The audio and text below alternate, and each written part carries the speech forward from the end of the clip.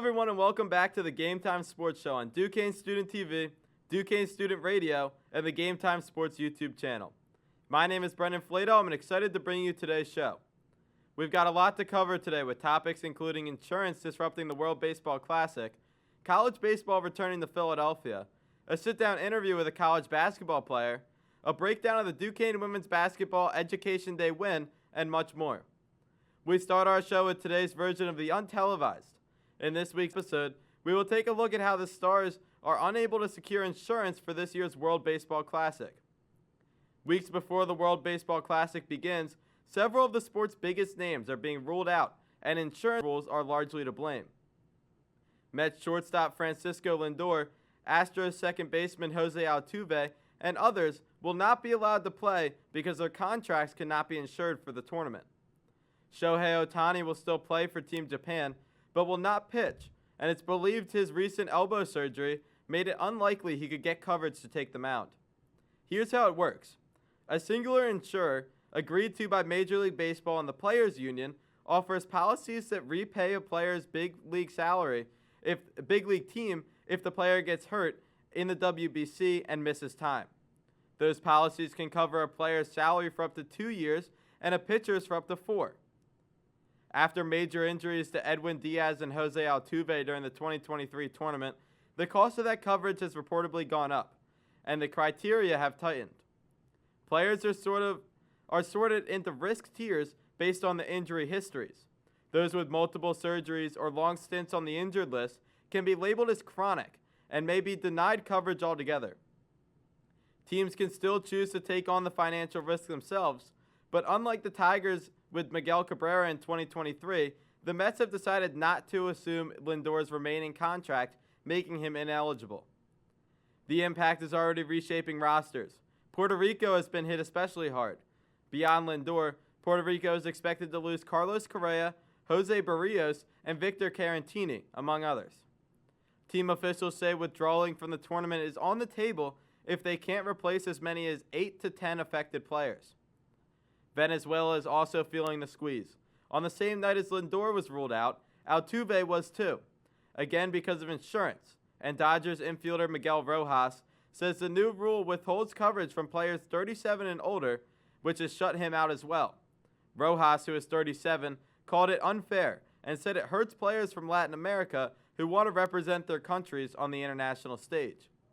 For the U.S., only one player was unable to secure insurance, and that was Mike Trout. There are some exceptions, though. Longtime Dodgers ace Clayton Kershaw, who was kept out of the 2023 event over insurance concerns, is expected to play for Team USA this time, now that he's retired and no longer needs that coverage because he is no longer on an active MLB contract.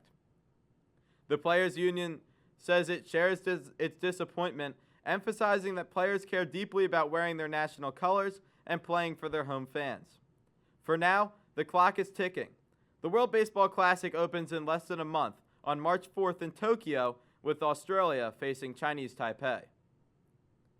Philadelphia Catholic League basketball is headed back to the Palestra. The Cathedral of Basketball is once again set to host the most anticipated night in all of high school basketball. Tomorrow night, thousands of basketball fans will pack the sacred building for the PCL semifinal matchups between Father Judge and Archbishop Wood, then Newman Goretti and Bonner Prendergast. Tune in to next week's PA High School Sports Update for more coverage on the event. In front of more than 3,000 screaming students on Education Day, the Duquesne women's basketball team got back in the win column, snapping an 11-game skid with a 65-55 victory over Loyola Chicago. This is where we head for our Duquesne Sports Update. It was an Atlantic 10 breakthrough for the Dukes, who improved to 8-16 and picked up their first conference win of the season. After a slow start, the Dukes used a late first quarter surge to grab a 15-9 lead, then broke the game open in the second half. Sophomore guard Mackenzie Blackford drilled a three, and Gabby Grantham Medley capped off the second half with a buzzer-beating triple, send the Dukes to the locker room up 42-24. Prior to the game, the Dukes were starting to put things together, with star players starting to show up.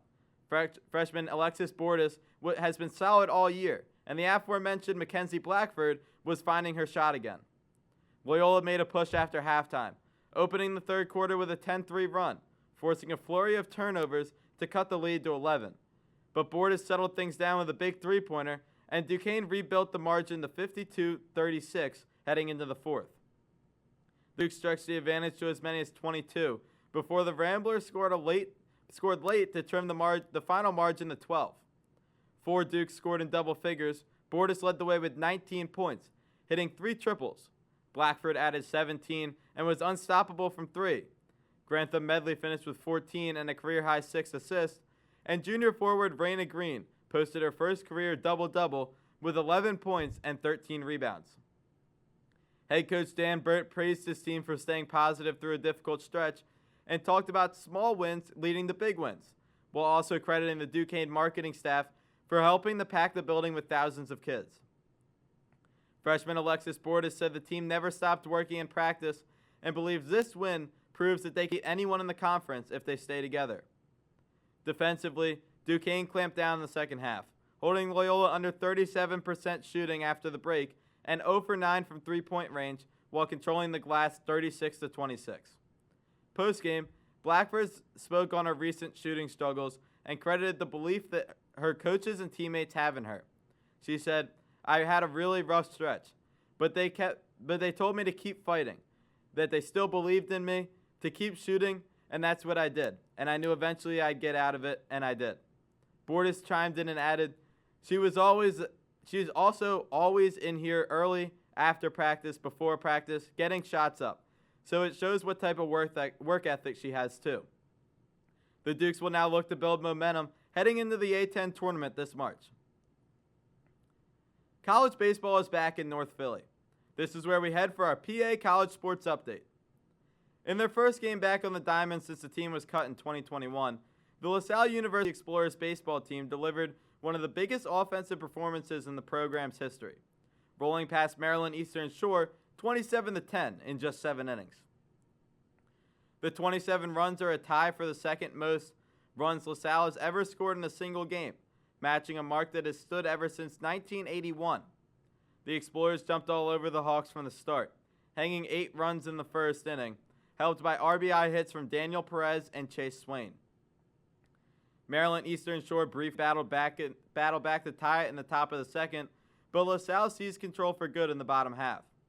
Alex Welshans launched a 2-run home run high over the left field wall, and a bases-clearing double from Carter Groen made it 13-7. From there, the Explorers kept pouring it on, adding 4 runs in the fourth and 6 more in the fifth, with extra base hits from Ryan Alden, Swain, and Jaden Nowak. Perez added LaSalle's second home run of the day in the sixth with a towering solo shot to right, and the Explorers tacked on 2 more in the seventh before the marathon game was called. At the plate, Groen finished with 4 runs batted in, while Welshans, Perez, and Ruben Livingston each drove in 3. On the mound, junior right-hander Sean Capars was the stabilizing force out of the bullpen. Taking over in the third with the bases loaded, nobody out, LaSalle leading 13-7, he induced a double play, then a strikeout to escape the jam. It's a new era of baseball in Philly, and the rest of the nation better watch out. The Philadelphia Union are leading into the city's roots as they unveil their new primary jerseys for 2026, called the 1776 Kit. This is where we head for our PA Pro Sports Update. Designed as an homage to Philadelphia's revolutionary past and the club's own bold beginnings, the jersey celebrates the city's role as the birthplace of America and its impact on the global stage. Club executives say this is a historic moment, with America's 250th anniversary and the FIFA World Cup both putting Philadelphia in the international spotlight. The Union described the 1776 kit as a symbol of who they are and where they came from, connecting the city's legacy of new ideas and collaborative action with the club founded in 2008 on the belief that soccer in Philly could be built different. Visually, the jersey features a layered design that pulls from typography, historic references, and architectural elements from around the city. Texture, contrast, and even subtle imperfections are meant to reflect the idea that progress comes through effort and evolution.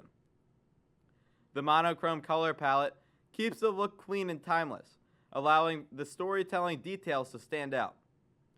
Fans will spot Philadelphia's iconic Philadelphia symbols embedded on the design: Benjamin Franklin, the Declaration of Independence, the Constitution, the Liberty Bell, and John Hancock's famous signature.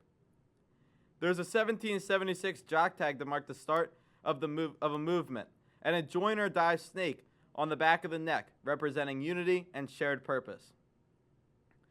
Bimbo remains the front jersey sponsor, a partnership that has been a staple on the primary kit since 2011. The club's secondary kit continues to feature Thomas, another Bimbo Bakeries USA brand, while Independence Blue Cross returns on the right sleeve of the Union's primary, secondary, and specialty jerseys during league play. To mark the launch of the new kit, the Union took the jerseys out into the city with a series of pop-up shops at historic sites.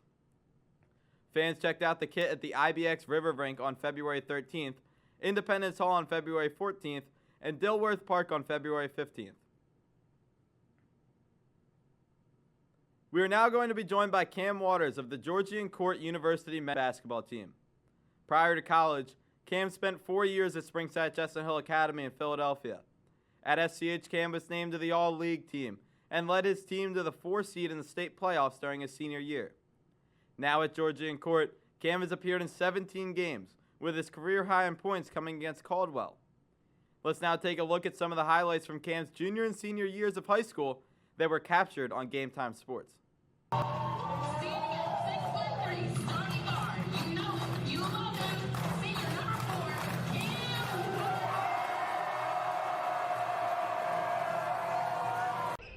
Good ball movement, good tip there.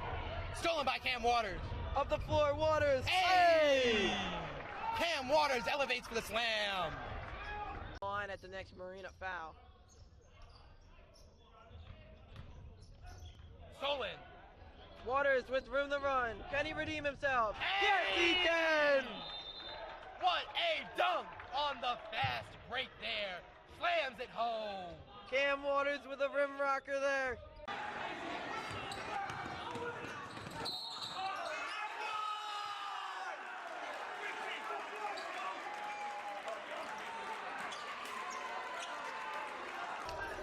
That's beautiful ball movement. Waters with the steal. Full court. Hey! Cam Waters drops the hammer. All right, and we are now joined by Cam Waters of the Georgian Court men's basketball team. Cam, how are you doing today? I'm doing good. How are you? I'm doing well. It's good to have you back on GameTime Sports. Yes, sir. I miss it. Most definitely. So, how did you first get introduced to basketball, and when did you realize it was a sport that you wanted to pursue at a high level? I first got introduced to basketball at a young age. So I have pictures actually, which is funny. But my dad, before he stopped basketball fully, he used to play in like small men's leagues and everything. And I have a picture of me actually holding one of his trophies and me being like a kid holding his trophy, holding the ball and everything. So really, my dad introduced me to basketball. But over time, I have a lot of family members, cousins that play basketball, and a lot of athletic family members. So over time, it just became like something I loved. And then it was just like a home away from home, like being a kid from Philly is you got to do something. You don't want to be in the streets. You don't want to do all that other stuff. So not having just having that just as like my safe place and just like something to look to became just my love for it. And my love for it just grew and grew. And as time went on, going from middle school to high school, it became more transparent to do this at a higher level. So now you're playing in college basketball. You've gotten to that higher level. What does a day in the life of a college basketball player look like during the season, in season? A day in life during season. It's totally different from high school. I won't lie. It's totally different from high school. It's different from your 8 classes from 8 a.m. to 3 p.m. and then practice right after. It's totally different. Sometimes you might have a 5 a.m. or 6 a.m. lift and then practice later. But a usual day for me looks like maybe a 9 class, and then I might have a 10 a.m. lift, 10 to 11. And then after that, 11 o'clock, I'll get some shots up after that. I try to shoot at least 100 to 200 threes a day just to keep my form going. And then after that, we get right into practice around like 12, 1 o'clock, 1 to 2. This time that is coming later into the season. We're starting a little later. So we go from 4 to 6 now. But usually in an earlier day, we might do like a 12 to 1 practice or 12 to 2 practice. You mentioned a little bit like you would be lifting during the day. It's different for every sport, but as a basketball player, what do you and your teammates do in the weight room? Like, what kind of lifts are you guys working on? So preseason and in season are totally different. Preseason, we mostly work on like getting stronger, getting to that point where we can endure like the bumps that we might take in contact. So preseason, benching heavier, we're squatting heavier. So preseason, we're doing a lot of things like texting the masters and everything. Right now, we don't do too much where we overwork the body per se. So right now we're doing like hang cleans. Today we had lift.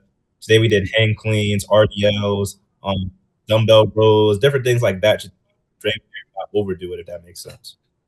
And then you just wrapped up practice not that long ago. You've got a game tomorrow, but walk us through what it looks like during a college basketball practice, like on the court, in the gym. Okay, so we usually a practice usually comes so after you go to your film, I mean after you do your weight, you go to the trainers, and then right before practice, our team does film. We do film for about 15 to 30 minutes, and whether that's just on a team, whether so we have a game tomorrow for today. We gotta watch film on our team on the team tomorrow, and their player personnel, their defensive personnel, their offensive personnel, and even our personnel, what we had to clean up from last game and things like that. But then right after that, we're right into practice. We might do a little dynamic stretching, and then we're right to competing. Excuse me, we're right into competing. So right away we start with defense. We do about 15 minutes of defense, whether that's talking, whether that's rebounding, whether that's defensive slides. We do a whole bunch of defense, which we harp on over here at Georgian Court. But we do a whole bunch of defense, and then it's right to the competitive. Every day is not the same. Every day, everybody has a new opportunity to beat the next man up and be the next man up for the next game. So every day you just have to work towards it. Whether that's in the drill, whether that's on the sideline, you have to work towards it. So we might do a shooting drill. We might do this. We might play full court. We might do different things, but every day is just is a competition. It's never a rest day. And then, what does an away trip look like for you and your team? Like, what's the day kind of like? We've asked a lot of these what's the day like questions, but what's the day like when you got a road trip? Road trip day. Okay, cool. So, if we have a road trip, we'll definitely we have our film on our phone, so we have to tap into our film every day, whether that's morning or whether that's later, right when we're bus. But on a away day, usually get some breakfast. Try not to eat nothing too crazy. You're doing an off day, but get some breakfast. And then we usually have shoot around. We now have later days during the week, so we'll have shoot around 2 p.m., 1 p.m., 2 p.m. sometimes. Like tomorrow, we have a 2 p.m. shoot around, and then after shoot around, probably for 30 minutes to an hour, we get right on the bus and head over to the place. Usually we try to get on the bus like sometimes 3 hours before the game because we want a good warm up, and especially when the girls play before us, so we gotta let the girls get there because we share our bus. But we try to get on the bus at least 3 hours before our game just to get a good warm up, just to make sure we're not late, just to make sure there's nothing won't need to happen if that makes sense. Yeah. And then, at Duquesne, the men's basketball coach Drew Joyce said in a press conference that for whatever reason they find it easier to play on the road and have more success on the road. I asked Kanai this question when I interviewed him last show. Do you find it easier to play at home or on the road? That's a good question. So I think it's I think it's different for everybody. Me personally, I think it's easier to play on the road. And it's different for everybody. I say this because one, our home court isn't really like a home court. Like we don't have many fans that come to games. Maybe on Saturday, like, the game hard as people would think. But when we go to away games, I see more people out there. So and then just seeing more people and having more people in the crowd kind of raises your adrenaline. Is that intensity that you got to bring to the game. And I like live games. Like I need people to see whether that's a dunk, a three, or anything. I need people to gas you and everything. It kind of brings that definitely away games. And then, what's it like balancing basketball and academics during a long season? It's actually easier than expected, in my opinion. Coming from the school I came from, SCH, it was really I say they prepared me to the high they could, and coming here was almost like a cake. And like this season, this first semester, this first half of the season, I what's it called? I had a 3.9, and it was almost like it was just like clockwork. Like every day, it's an easy balance. You have to find love for it. If you love basketball, you're going to find a to stay on the court. Because here, if you don't have good grades, you can't play basketball. And I love basketball so much that I need to have these good grades. So whether that's me studying an extra hour, whether that's me going to like after class asking the teacher something, or me just taking better notes, it makes life easier, especially with these long practices. Everything having to come back into the dorm and just rerun what I did in that class. So it's definitely an equal balance, but it's not as hard as people think. It's not as hard as people think. I think that's a good message too to like younger athletes who are going to be playing in college. You're not just there to play basketball. You got to keep the grades up in order to play basketball. But if you really love something, whether it's basketball or any sport, you'll work hard enough at the other things to be able to do that thing that you love. You try to limit the distractions. Yeah. How would you describe your style of play, and what do you think sets you apart on the court? My style of play. So I think, in my opinion, and this is my opinion, not everybody might not have this opinion about me, but in my opinion, I think I can do a lot of things. Get on the ball, score, shoot, get to the rim, be athletic. Like I could do a lot of things. So I would say I'm trying to form myself into a scoring two guard that's really athletic, trying to break my athleticism. But on the defensive end, I'm also very, very impactful on the defensive end. So I would try to call myself a two-way. Like I'm athletic. If I catch it on the break, I might like that. Drive to lane, I can dunk the ball. I'm 3-point game. I can put the ball on the floor to drive. So that's how it is. Are there any coaches that you have had throughout your career that have left a big impact on you? And if so, what sets them apart as a coach? Can you say it again? I'm sorry. I Are heard the there, first part. I didn't hear the yeah, last yeah. part. Are there any coaches that have really had like an impact on your career? And if so, what sets them apart as a coach? Um, I have many coaches, trainers, coaches that are still with me today. I can name three off the top. Uh, Coach Snook. He coaches at Mastery Charter Philadelphia. He's the girls' head coach, I believe, right now. But he coached many people, and he played at some of the highest levels as well, and against a lot of the top talent. Kyrie McKinney, he's coached many people. He's one of my trainers too. And then one of my coaches from SCH that left into my junior year, Coach Mike Campbell. He was definitely one of the most impactful people in my life as far as like coaching and everything. They believed when a lot of people didn't believe in me. That makes sense. Like they saw a different love. They saw the fire that I saw in the game. Like they knew I was different. They knew I was different from a lot of people. They knew I had a different hunger than many people that they seen before, and they stayed with me. They stayed with me through the bad days. They stayed with me through the good days. They stayed with me through it all, and I still stay in contact with all every day, like almost every day, just talking about what I could do better in this game, what I could do better in that game, what I could take from this game, what I didn't do well, what I did do well, like things like that. But when I have like off season stuff, I train with them almost every times I can. I try to get in the gym at least 4 times a week in the summer. Everything like that. So yeah, they made a big impact on big impact on my basketball career off the dome right now that I can think of. And then team sports that have success in any sport generally have all the players on the team generally have really good chemistry. Talk about how important it is to have a connection with your teammates on the basketball court and how that can help a team win. Um, it's it's very impactful on the court, especially if you want to win and you want to go far. These past 2 years for SCH, we had pretty good teams. My junior and senior year, we had pretty good teams that had great chemistry. That like we just sometimes it wasn't even like we were playing like a legit game. We were playing like we were in the park or anything. So something. So it was that like good chemistry creates like better opportunities for everybody. It's you can see it on the court too when everybody's talking to each other, when everybody's hyping each other up. Like it makes the flow of the game smooth. Makes everybody kind of relax a little bit and but still be on their heels. Like because you'll know what your teammate is doing. You'll know what this person is doing. You know you won't have to yell at them if they mess up because you know they'll get it back next possession. So good chemistry is definitely important. You've played a lot of basketball games throughout your life. Walk through your pregame routine. What does Cam Waters do before a game? My pregame routine. Okay, cool. All right, my pregame routine. I wake up around.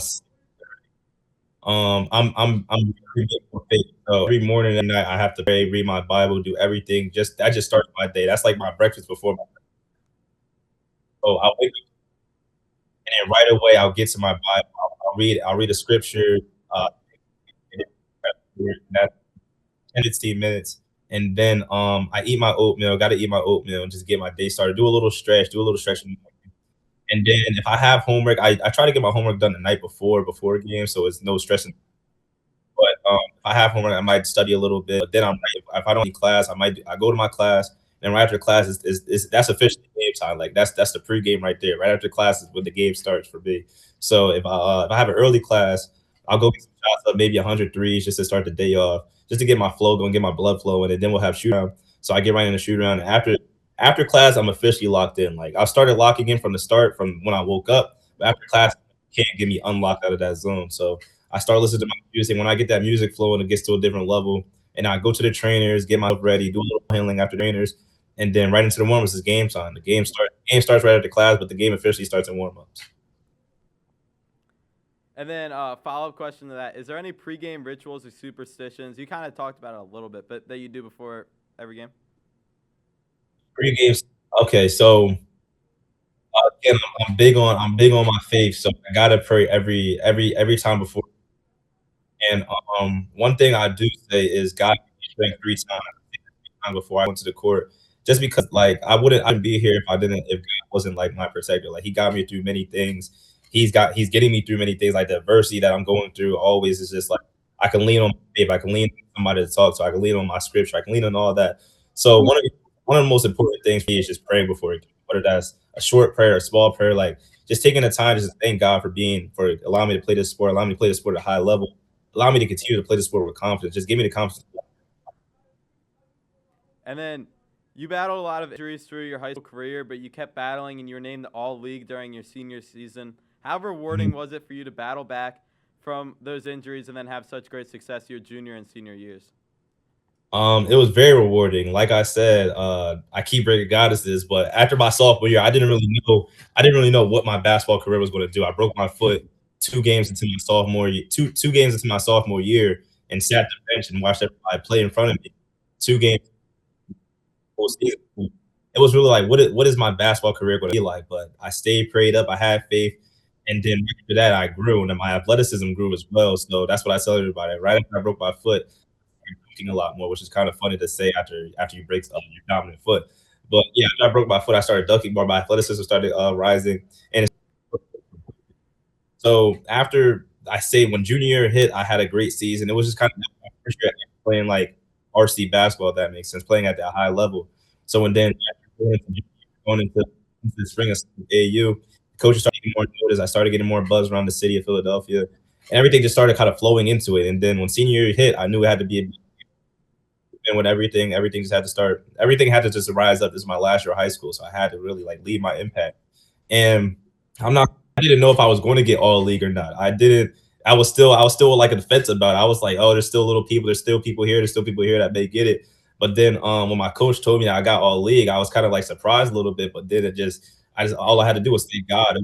It was something you always dream for. It's always something you always pray for. It's something all you work for. Like you don't go through high school just to, especially when to play the next level. You can go through high school just to be a normal player. You want to be better than what people think. So getting all league was definitely a big moment in my high school career, and definitely one of the best things leaving SCH.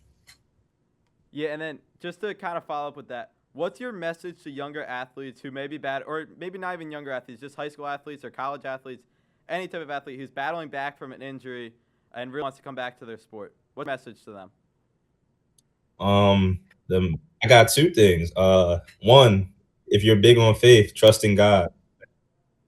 That's the one thing that will get you farther than what people think. One of my favorite scriptures, Proverbs 5-6, trust in the Lord with all your heart and lean not onto your own understanding, and all your ways submit to him, and he will make your path straight. Was one of the kind of things I lived on, and throughout just like but also put in the work. It's easier said than done, but the extra hours, whether that's after practice, whether that's before practice, don't go unnoticed. Whether people don't see it, they don't go unnoticed, and it could just be you that only sees it, or what are your family member? They don't go unnoticed because sometimes one of the things I really try to tell myself is prove everybody wrong. If that makes sense. Prove yourself right for all the work you prove yourself right for all the hours and that nobody's seeing. Prove yourself right for all the times you went into the gym and didn't do it anyway. So always try to prove yourself right and trust in God. What's the biggest difference you've noticed between high school and college basketball? Especially this year, they're stronger, it's faster, but could be playing against some of the oldest guys ever sometimes. Like last Saturday I was playing against a 26-year-old that had a kid, which is kind of funny. But nah, it's definitely faster, the stronger game. You gotta your senior summer is one of the most important summers going into freshman year because you have to adjust to certain things. You have to adjust to the speed. Your conditioning has to change. You don't just have the normal 17 minute 20 at the 17th minute you make it every time. You got to keep running it. And your condition has to change, but your strength has to change. Like you got to get strong. You got to do this. You got to start taking more shots. It's not just the 100 shots and then I'm done. Nah, sometimes you got to be fast. Sometimes you got to do the extra. You got to go the extra mile to be better, and that's what I've been doing. You committed to Georgian Court during your senior year. What ultimately led you to choose Georgian Court, and what made that program feel like the right fit for you? What ultimately led me. Okay. It was my recruiting process was definitely a little hard. Like I said, junior year, the coaches started taking more buzz. So I started getting like Ivy League and like the high academic interest and things like that. But then as the transfer portal hit, everybody started looking towards more older guys or people that are already in college. So those kind of went down. So then I had to look towards D2 and I had PSAG looks, the conference I am, the CACC looks. And at the time I was between two schools. California University is a PSAC school and Georgian Hmm. Court. And Cal U, they really liked my game, but they gave their last scholarship to a walk-on senior that has been there for a few years. So they gave their last scholarship, and next day I got a full scholarship to come here. So after a camper with everything, a little workout, the coaches really liked me. And so I'm able to get home pretty easily, and it just felt like the place I wanted to be. They believed in my work, trusted in my work. Especially it showed this season too. And then there's so much talk about the recruiting process for high schoolers with NIL and the transfer portal. You talked a little bit about it there, but personally, kind of what was your process like, and how did the portal and NIL kind of did it play an impact at all, or probably the Nah, portal more? it it definitely played an impact in my high school recruiting process. You really don't like get recruited until going into like soft going into your junior year. So that sophomore summer is big. So I started getting a lot of buzz going into that summer summer. It was just small stuff like D2s, a little like D was things like that. And then as time went on, like the live and everything, it just started like raising a little bit. But then my junior year summer going into senior year, transfer portal kind of like became a lot more bigger, became like more known in the basketball community. So every coach you talk to now that you they would say, "Oh, no, looking towards a college kid. We're looking towards more somebody with more experience." So it definitely was like a little disheartening. It definitely was like, "Dang, like I thought that was supposed to be you guys wanted me this time. Now you guys say you want a college guy." And again, you get it though because you would rather have somebody that has more experience than a 16, 17-year-old kid that's fresh out of high school, not the strongest, not the fastest. That's somebody that's going to help you win. But at the same time, it's like it motivates you a lot more. It makes you more eager to get that scholarship, get that offer, get something like that.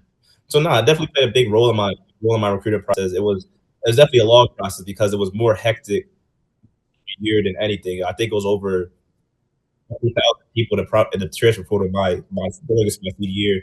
So it definitely was like a lot of coaches around, but a lot of them were at the top high school. If you weren't, we would have looked to it. Definitely a big problem. If you could send a message to a younger basketball player who has the goal of playing in college, what would you tell them? I would tell them again, prove every prove everyone wrong, prove everybody wrong that doubted you, but most importantly, prove yourself right. It's a short message, but it means a lot. Like if you start at a young age, you have more time to like get flow of the game, and you really figure out you want to do this. Like me, I was all in on this from a young age. I was like, nah, I'm going to play basketball, watching NBA, watching college. I was all in. Yeah, I'm going to do this when I get older. But a younger basketball player, I would say, put in that work, trust in God, put in that work. Like it doesn't go unnoticed in the future. Like whether that's working jump shot extra, whether that's going outside with your parents just to shoot, whether that's doing conditioning or any want to be at the top of you want to be at the best of your game. You don't know who's watching. You don't know what coach. You don't know what anybody's watching. It could be a high school recruiter, a eighth grader watching. It could be a college coach a ninth grader that's watching. You never know who's watching. So always put in that work. Always do the extra. Always go over than what people say. And block out all the noise. You got to block out the noise because there's going to be people trying to bring you down. But it's most important, who do you And then my final question here, we ask it every week to everyone. I think the leader in the clubhouse right now is Dreams and Nightmares, but what's your go-to hype song before a game? My go-to hype song. Let me see. So, can I give you my process on what I listen to while the game? Yeah, whatever you want. So before the game, I listen to slow music. It sounds crazy, but I listen to slow music. So I listen to Janae Aiko, like one of her whole playlists. I have a whole playlist for her. I listen to her before I ever get into the locker room or anything, just to calm my nerves. But my hype song, dang, you caught me on the spot. It's not Dreams and Nightmares. It's not Dreams and Nightmares. I'm not gonna lie. Dreams and Nightmares got played. That's been the one been said the most. It's not Dreams and Nightmares for me, but I gotta go. Let me think. Let me look at it real quick. While I got your look at it. Let me look at it because I'm going to. I think I'm gonna have a good one for you. Let me see. You get a good one. One that I always listen to that always gets me into that mode is probably It's probably I gotta go either. I got two. I got Tell It All by Chucky. Okay. Or I got, let me see. Or 5,500 Degrees with featuring Lil Baby. Okay. You're right. All right. Well, thank you, Cam, for making your return back to Game Time Sports today. Yes. For this interview. First time on the Game Time Sports Show. Hopefully we'll be able to have you back again next year. But thank you for joining. Best of luck against Chestnut Hill in your next game, and best of luck rest of the season. Thank you. Peace out. I got you. And that will do it for this week's episode of the Game Time Sports Show. Thank you all for tuning in again this week. Sorry for the weeks off. We had a little bit of a snow delay, and I was under the weather for a little bit, but we're back and better than ever here with this week. We hope to see you next Tuesday, 5 p.m. for the Game Time Sports Show. Thank you, everyone.